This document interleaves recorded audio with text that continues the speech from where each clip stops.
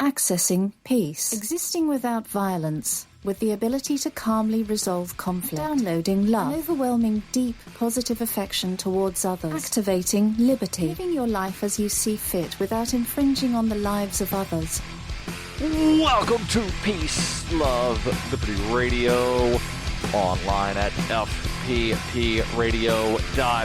I am your host, Darryl W. Perry, the Liberty Penguin, the Wombat, the uncut cocaine of libertarianism. And I want to begin this show by apologizing for the audio on Monday. I don't know what happened, but I did notice that, the audio was a little goofed up, and I checked all of the settings with the recording program, and I don't know what had happened, but there was something, and it's hard to describe, but the audio was just a little off. But whatever was wrong is not wrong now, and everything is working good, and it's sounding good, and it's looking good, and well, you know what today is. Yes, it's the first day of winter. And also the day that I answer your questions. That's right, it's the Ask Me Anything. And I've got some interesting questions. I've actually only got 3. One of them is a standalone, and then the other 2 are interconnected. And, as I like to do when I don't have a lot of questions, I will delve fairly deeply into these, and sometimes I expand the question a little bit. And I really like, trying to expand questions because, well, especially the one that was submitted here, because I was thinking of doing sort of a top 8, top 10, top, fill-in-the-blank number sort of thing. So let me just delve into that question first. What is your favorite book? And because I can somewhat be indecisive at times, I don't have a quote-unquote favorite book. But what I did do was I made a list of books by various categories.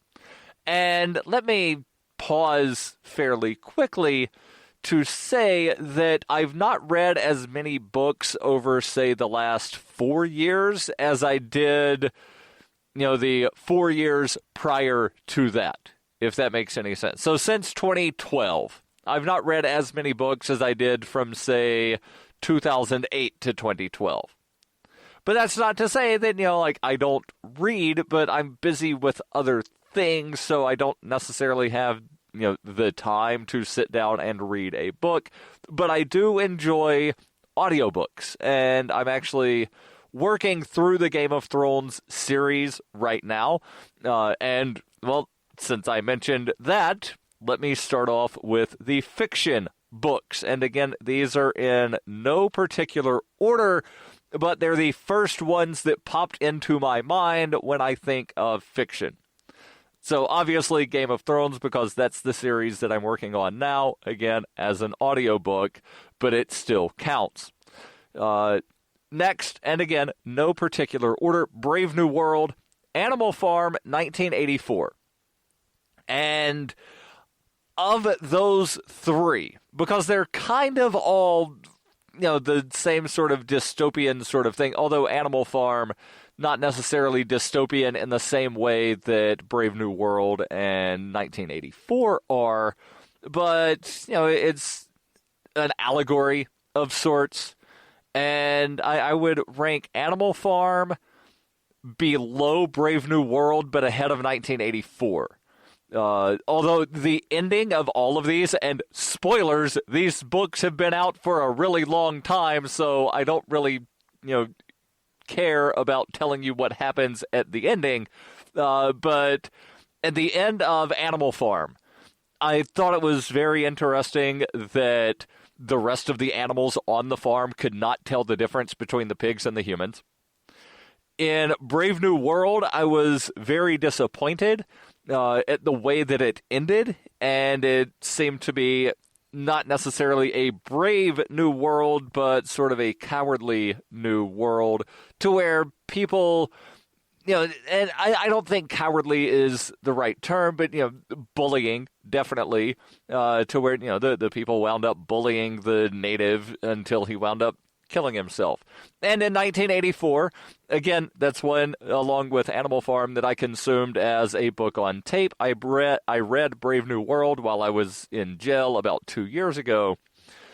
No, I didn't do anything horrendous. I just didn't pay a fine. And in New Hampshire, you're allowed to sit in jail instead of paying a fine. And so that's what I did. So I was in jail for about 72 hours right at 2 years ago. And, enjoyed the vacation. Again, I read Brave New World in jail. Animal Farm in 1984, consumed as an audiobook when I was driving from South Carolina to Missouri. And I have to say that the ending of 1984, when Winston Smith says, "I love Big Brother," I wanted to drive my car off the road. Because everything up until that point, it was so good. This guy's standing up to the system. He's resisting. And then, nope. I love Big Brother. There was just so much rage within inside of me. Not quite as much rage as when I saw Inception, to where the entire thing was a dream. Really? The entire thing was a dream. And yes, I know you're going to say, well, but Darryl, Inception was just a movie. None of it actually happened. Yeah, I know. I know that. But at least with other movies, like, the story was there. With Inception, the story was not a story. It was some guy's dream, and they brought you into the dream. And if I would have owned the television that I was watching Inception on, I would have thrown the remote through the TV. That's how pissed off I was, because it was so frustrating. Because I actually enjoyed the movie up until that point.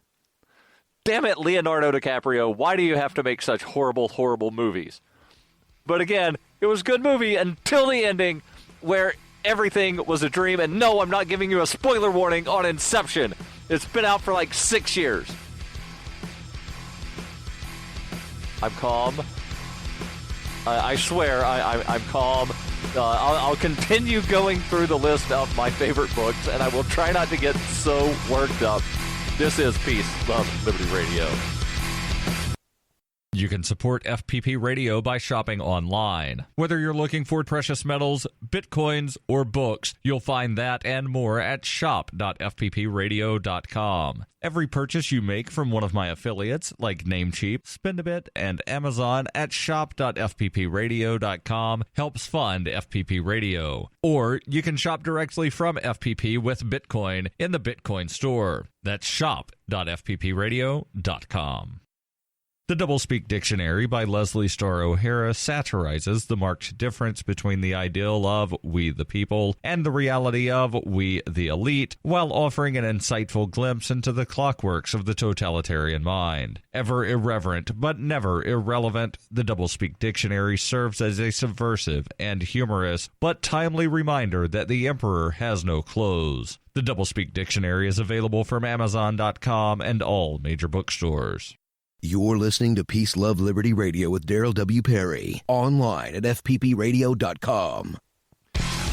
Welcome back to Peace, Love, Liberty Radio, online at fppradio.com.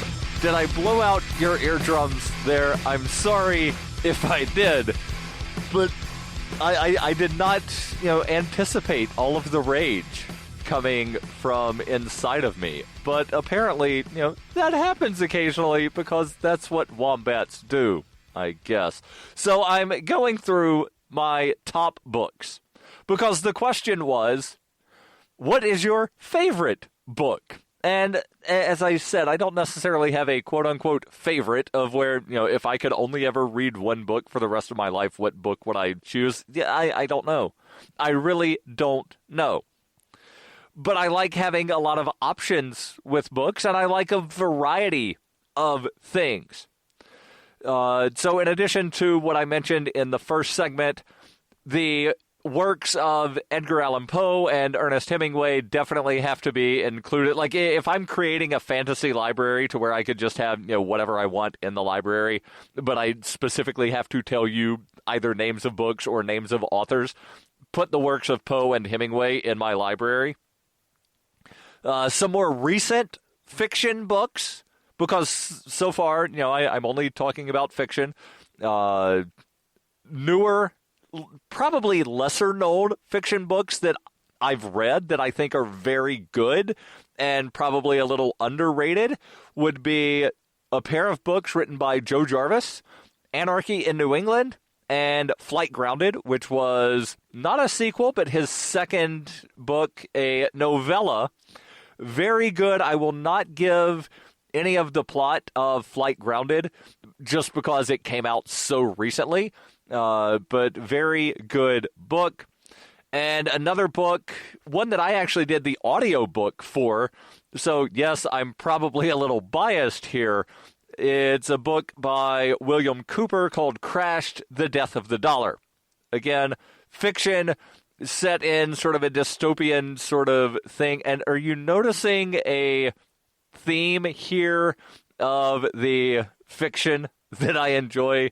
Yeah, it all pretty much seems to be, either future, dystopian, or in the case of the works of Poe, a little off the wall and macabre.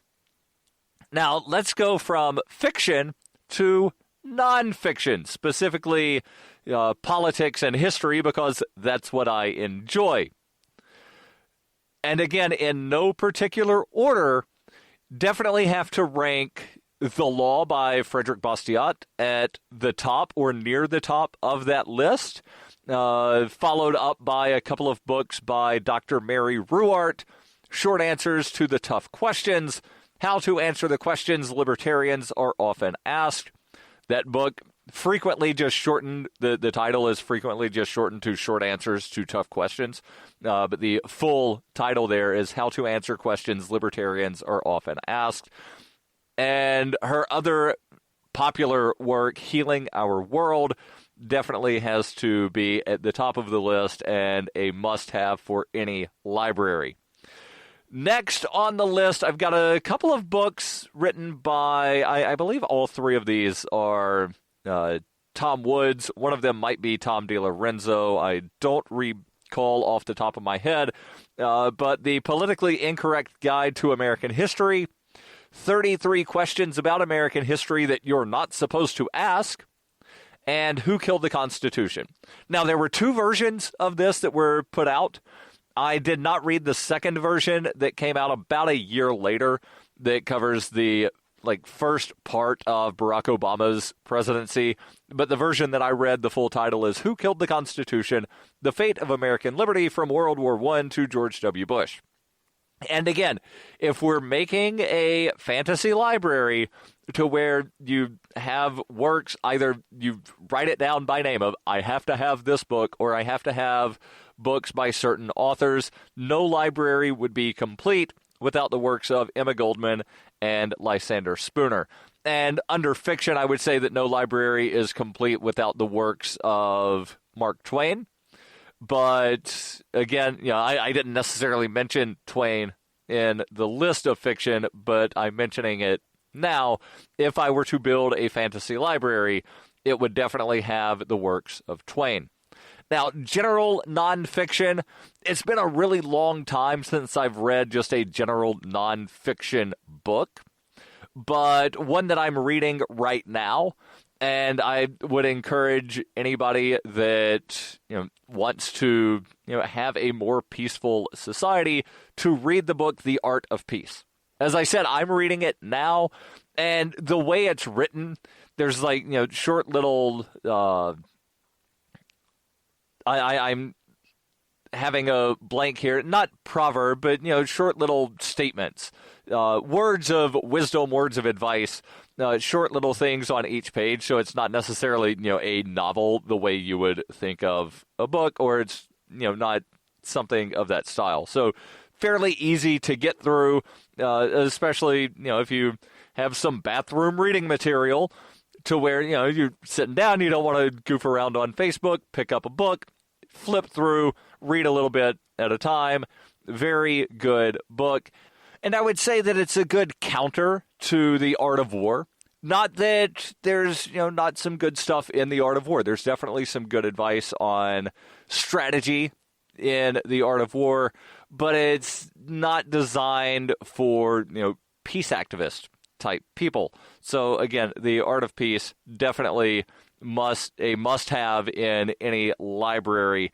Now, I don't think I'm going to list all of these things individually in the show notes. I might wind up doing it. I don't know.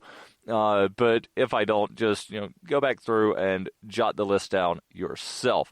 So I will change gears here, but before I get to the next question, I want to make sure that I tell you about Roberts and Roberts Brokerage. For almost 40 years, going back to 1977, and we're almost 40 years from that date, Roberts & Roberts has been a trusted source for buying and selling precious metals like gold and silver.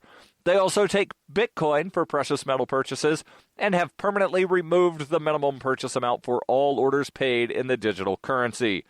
Call Roberts & Roberts today for knowledgeable advice on buying and selling precious metals and a forward-thinking approach to new technologies. 800-874-9760. That's 800-874-9760. Or visit them online at rrbi.co. That's rrbi.co. I'll continue the Ask Me Anything here in just a moment on Peace, Love, Liberty Radio, online at fppradio.com. Are you sick of government lackeys who say you didn't build that? Are you tired of elitists who think you need a government permission slip for everything? Everything you do is an A to B conversation, and the government should see their way out of it. Create true free markets by adopting the BIPCOT No Government License. The BIPCOT No Gov license allows use or modification of any product, service, or software except by governments or government agents. Go to BIPCOT.org. That's Bravo, India, Papa, Charlie, Oscar, Tango.org. Bitcoin Not Bombs is a launching pad for nonprofits and social entrepreneurs into the financial freedom of the Bitcoin economy. Bitcoin Not Bombs offers premium publicity campaigns designed to facilitate an organization's adoption of Bitcoin as a payment system. Bitcoin Not Bombs is fully committed to being the hub of the nonprofit sector of the Bitcoin economy, maximizing the potential cross-promotion of all our clients and commercial partners. To learn more, visit bitcoinnotbombs.com. Hi, this is Roger Paxton from the Lava Flow Podcast, the Free Coast Freecast, and Pax Libertas Productions, and you're listening to Peace, Love, Liberty Radio with Darryl W. Perry. Hey, welcome back to Peace, Love, Liberty Radio, online at fppradio.com. It took a little bit longer to go through the favorite book / top books list than I thought, but there's still plenty of time for me to delve into the next subject. The question is, Darryl, when was all slavery ended in the United States, specifically in the northern states? Was slavery outlawed in the northern states before the Civil War? And the answer to that, allow me to first answer the first question of when was all slavery ended in the United States. That would be December 18th, 1865. And the question was all slavery outlawed in northern states before the Civil War. The answer is no. No, it was not. Now, there are some people that think that it was, but no, it wasn't. Delaware, there were still slaves in Delaware after the Civil War. And as a matter of fact, let me tell you the places where the institution of slavery officially ended with the ratification of the 13th Amendment to the Constitution on December 8th, 1865. Now, you may recall there was the Emancipation Proclamation that wound up freeing, in theory, some of the slaves. In practicality, because the Confederate States had attempted to leave the Union, the Emancipation Proclamation had no real effect, although there certainly were the military guys that would come through and tell the slaves, you're free. And, so it kind of had the effect, but the slave owners that were not in the United States, that were in, the states attempting to leave, they didn't recognize it as valid, and it was only forced once the military came through. But, history books will tell you that the Emancipation Proclamation actually freed some slaves. Not really. So, when the 13th Amendment went into effect, the slaves that were still held in Tennessee, in 12 of the parishes in Louisiana, in Kentucky, Missouri, Kansas, New Jersey, Delaware, and West Virginia, also in Maryland and Washington, D.C., were legally freed by the ratification of the 13th Amendment. Now, the question might be, well, why were there still slaves in Tennessee and part of Louisiana? And again, that's because the Emancipation Proclamation, the wording of it, only affected certain areas, not the entirety of the United States. Kentucky and Missouri both attempted to join the Confederate States, but the United States government did not recognize them as ever leaving. So that's why slavery still existed in those two states. Kansas, New Jersey, Delaware, West Virginia, Maryland, and Washington, D.C., you may recall, never attempted to join the Confederacy. So yes, there were places that were part of the United States of America during the War of Northern Aggression, what most people call the Civil War, where slavery was still a thing up until the ratification of the 13th Amendment. A little bit more info here. Delaware's General Assembly actually refused to ratify the 13th Amendment, calling it an illegal extension of federal powers over the states.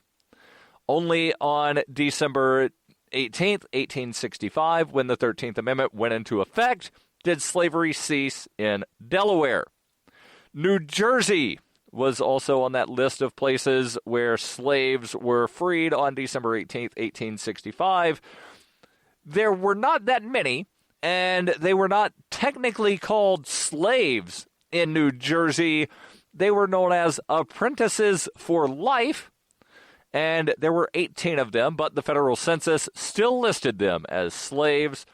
And according to Slavery in the North, the website is slavenorth.com. And yes, I will post the link in the show notes.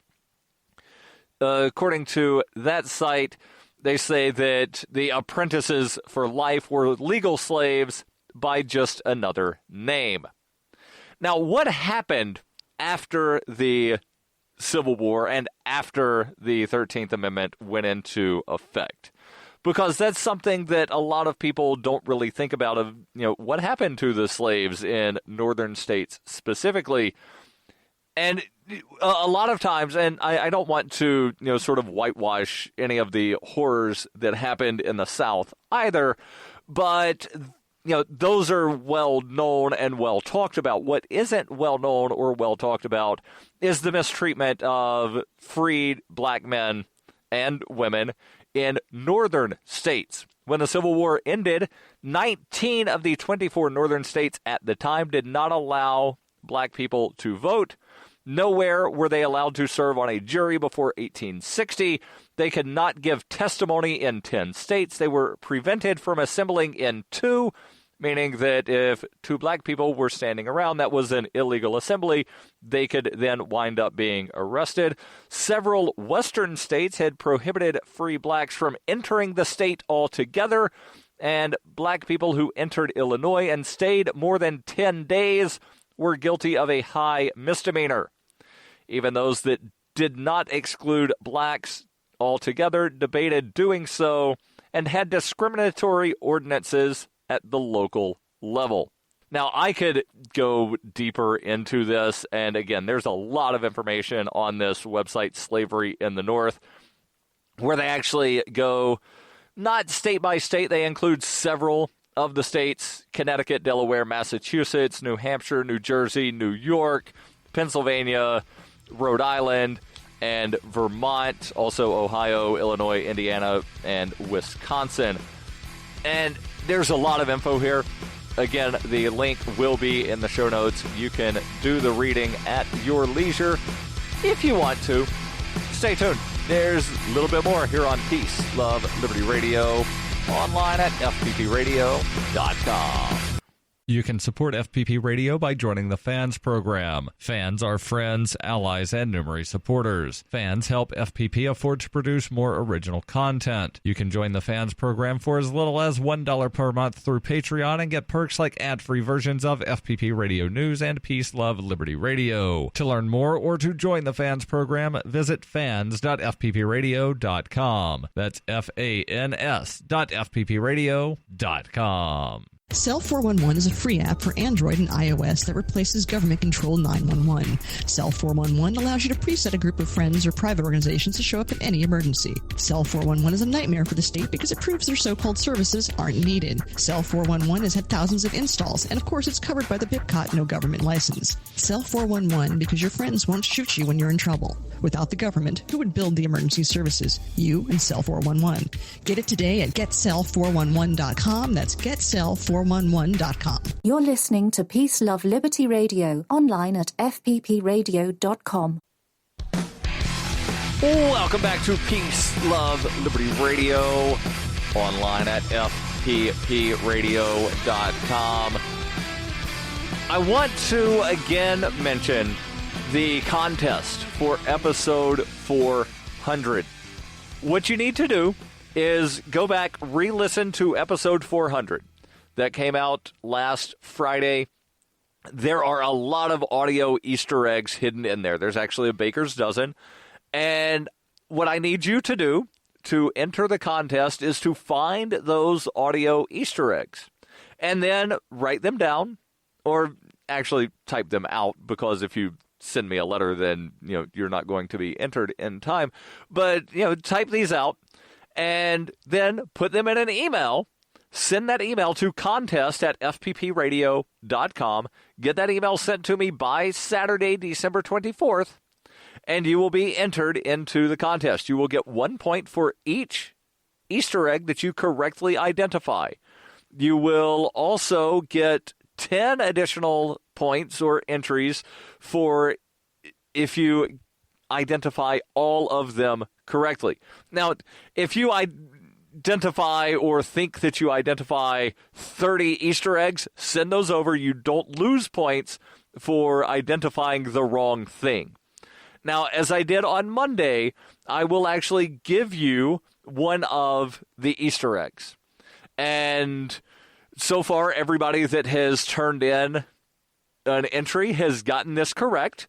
So I'm not, disadvantaging anybody that's already turned in an entry. So I gave you one of the Easter eggs on Monday. I will give you another one today. All of the commercial breaks weren't actually commercial breaks. It was audio from Sovereign Tech.